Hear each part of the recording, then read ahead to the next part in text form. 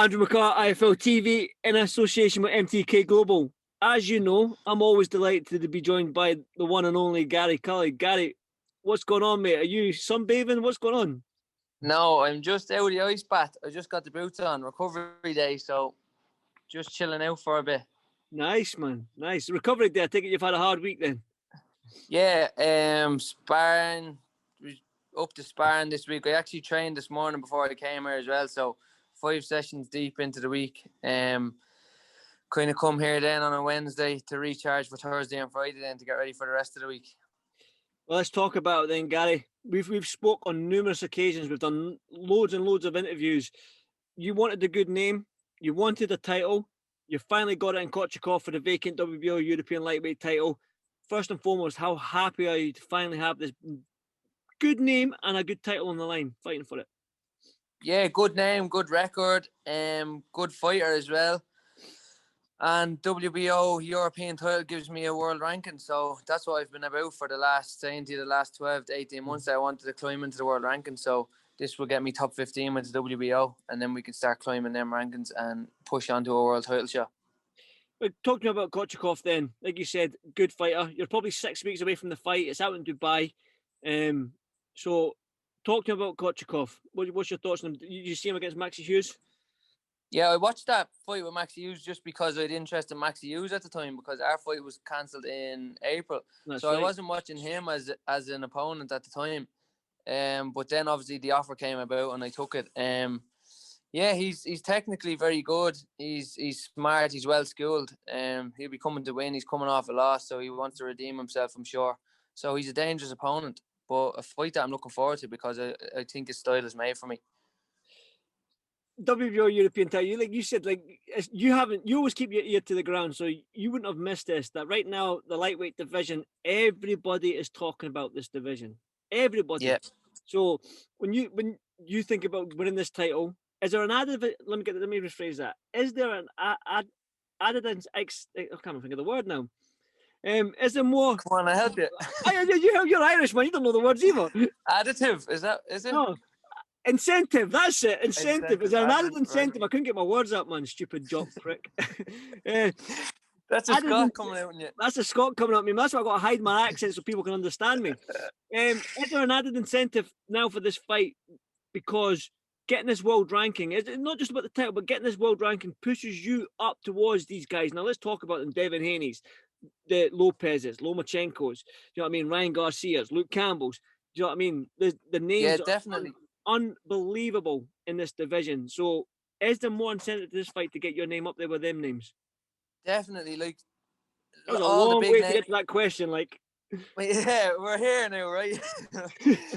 No, all the big names in boxing. Well, like a lot of the big names in boxing now are at the lightweight division or just below it. Warrington's just below it. Shakur Stevens is just below it at 130, and then 135, as we said before, is stacked. So there's 4 massive names at the top of 135, and I want to get my name in amongst them as well and be the 5th name there and have massive fights with all 4 of them, hopefully, please God, one day. So the plan is to get this world rank and have 2 or 3 more fights. I want to start, when I get this world rank, and fight people ahead of me in the rankings. I don't want to be going backwards. So we will look at who's ahead of me in the WBO rankings then and try and keep pushing forward and keep moving on and push towards the big fights with the big names at the top of the division. The thing is, I forgot to mention Giovanni Davis in there as well. Do you know what I mean? And you mentioned Shakur Stevenson. He looks like he's interested in the division as well because of obviously the big names in there. Of course, yeah. But how are you ready for this though, Gary? Because you are very, very still relatively young in your career in terms of fights. You're not probably young in age anymore because it was your birthday yesterday, so happy birthday. Don't need to. You know, I had enough fever in Miami. Well, I'm closer to 30 now. Exactly. When I first interviewed you, I was like, oh, you got plenty of time. You're 21, you're 22. Yeah, 21. You're 25. Time's pushing on, Andy. That's it, mate. You need to get your ass in gear. Yeah, so are you ready for these big steps? I mean, Kotochigov's a big step, but you said you want to go for the guys above you in the rankings. In terms of like your management, Pete Taylor and all these guys, what are they saying to you in terms of your readiness for these guys? Yeah, I think Pete will be the first to tell you that I'm ready to step on and challenge them sort of names, especially talent-wise, but maybe experience-wise, I'm a little bit behind. I think Kotochigov is a good step up, the right fight at the right time for me to bridge the gap between. I just won the Irish title and then fought Woodruff, obviously. So to bridge that gap between, to get to European level, and then I want to have 2 or 3 more fights to bridge the level from European title to world level. And it's just that 10, 12 round experience and being in with these durable guys who are experienced and used to doing the 10 and 12 rounds. So that will come. I'm not worried about that. I have the skill and the talent to get there. It's just ring time for me now and experience, like I said, but that's not to worry about. Like, that's refreshing to hear, mate, because like I say, with everything that's going on in this world right now, there's so much uncertainty. So for fighters, it's you've got to stay ready, and when you're called upon, it might be the biggest step of your career where you might not be ready for it, but you have to take it.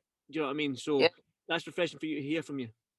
Even people starting off now, you see like more lads starting off with 6 rounders or starting off with guys with winning records. These gimme fights don't really exist in boxing anymore. COVID has kind of got rid of them, which is probably a good thing for the sport. So yeah, you get a call, you have to be ready, and it might be a big step up, it might be a big risk, but bigger the risk, bigger the reward, Andy. That's it, mate. That's it.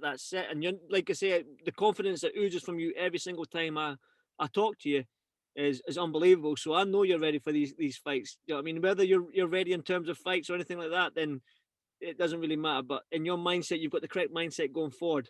So that again, that's the good thing. I've got to say, you made the 4 guys at the top of this division: Giovanni Davis, Devin Haney, Ryan Garcia, and Lopez.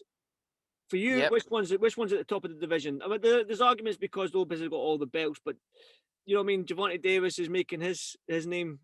He's a hungry dog as well. Lopez just beat Loma, so I think he has to be put number 1. Like you said, he holds all the belts as well, so I think rightfully so he's number 1 at the minute.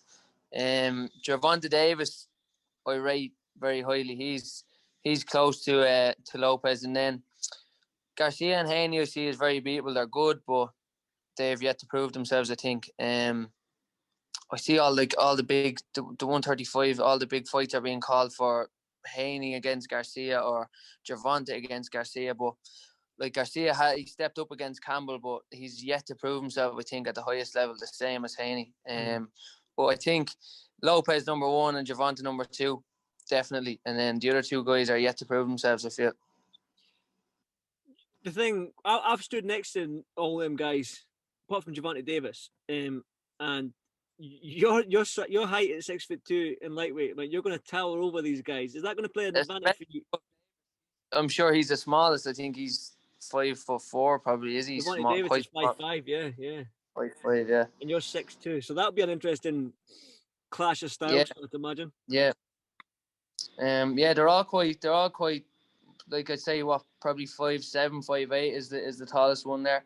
But styles make fights, Andy, and I think my style is perfect to be up there amongst them. And if I can carry the same kind of style that Campbell carries, but do it a little bit better, and hopefully I'll be up there soon with these guys, and putting my mark on the lightweight division as well. That's it. Who wins then for you with these guys? Like if it was a round robin, Davis against Lopez against Haney and Garcia, and that who wins? Because there's talk about obviously Haney. Sorry, on you go. Like I said, like Lopez just beat Loma, so he deserves number 1 spot. But I genuinely do believe he probably beats the other 3 guys as well. He's huge at lightweight as well at the minute. I think he's probably not got long left at lightweight, but I do rate him as the number one there at the minute. Davis is dangerous. That's the one word to describe him. He's just dangerous. Anybody he gets in with, he's going to be dangerous. You have to be switched on for 12 rounds. But yeah, I think rightfully so. I think Lopez has all the belts, and I think he's number 1 at the minute. I'm going to ask it anyway. I probably shouldn't, but what's your thoughts on Garcia versus Pacquiao? Yeah, it's mad, isn't it? Like, I don't really know what to think. Is it confirmed? Well, talking about an exhibition. Like we've seen Big Stevie Ward against Thor as an exhibition. Ryan Garcia against Pacquiao. I mean, there's nothing like Gary Cully against, I don't know, Steve Collins, is there? No, it's against Jedward or something. Jedward, aye. Yeah. No, but like if it's a competitive fight, I think Pacquiao still knocks him out. Like Pacquiao he's still fighting competitively and he's still fighting at the highest level. So I think if it was a real fight, Pacquiao wins. But I don't know. They're probably just going to build it up to some big circus show, aren't they? And make two of them go 50% and have an exhibition, and both of them make loads of money over. But if it's a real fight, Pacquiao's still up there. Like he's not long ago beat Thurman. Thurman, that's right. Yeah, he's still world champion, is he, Pacquiao? Yeah, he's WBA. Yeah, he still holds the belt. Like, so, yeah, he's legit. He's still up there. So I don't think Garcia, and he's 2 weights above.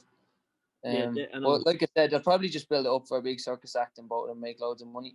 It's fair play to them, you know. Exactly, I was going to say that, man. About, isn't it? Yeah, that's what it's all about. Gary, finally for 2021, man, what are you hoping for? Obviously, the start of the year's good. You've got a good name. You've got a WBO European title, if all going well, on March 12th. But for this year, what are you hoping? Yeah, hopefully get March out of the way and step it up again. Then hopefully towards the end of the summer. Fight someone inside the top 10, then be ranked top 15 with WBO, and then fight someone inside the top 10 and just keep climbing them rankings and putting pressure on whoever's the top of the pile. And hopefully by the end of this year, to start next year, I'm ready to challenge one of them. That was the final question, but I've got to get your thoughts. What's your thoughts on Jake Paul calling out all your Irish, all your countrymen, Conor McGregor, Dylan Moran, all these guys? He's just looking for people to bite, and he's looking for attention. I think Conor did the right thing with just not replying to him, and just. Yeah. I think the whole boxing world should just blank the two Paul brothers and not give them any time of day, because that's all they want is the attention, and they want to make a show of the sport, kind of, don't they? So, Dylan Moran would smash his head in if he fought him, but it's not going to happen, is it? Because Jake Paul knows that as well. I just think everybody in the boxing world should just blank the both of them and not give them what they want. They just want the attention. Exactly, mate. Well, that's probably. They're clever fellas as well, aren't they? They're very smart. They know how to make the money. That's the thing. Exactly. I'm doing something wrong. Maybe I should start calling people out. I'm a YouTuber. Me and you can be a duo like them. Yeah. What are we going to call ourselves? Yeah, the Celtic Brothers. There you go. How's that? Yeah. Hey, Gary, I won't keep you much longer. I know you're in that ice bath, man. I can hear all the gas and all that going off, whatever the heck's going on. But hope your recovery goes well, mate, and back to training camps. Well, back to training tomorrow, fighting and getting ready for March 12th. All systems go till March 12th, yeah, Andy. So definitely, bro. Hopefully I'll see you in Dubai, maybe. Well, maybe, fingers crossed, mate. Fingers crossed.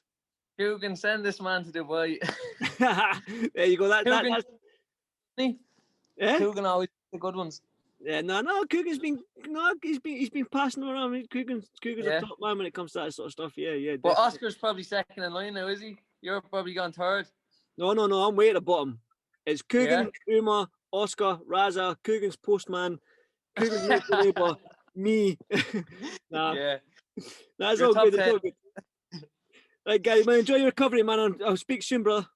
Cheers, Andy. Appreciate it. Anytime, bro.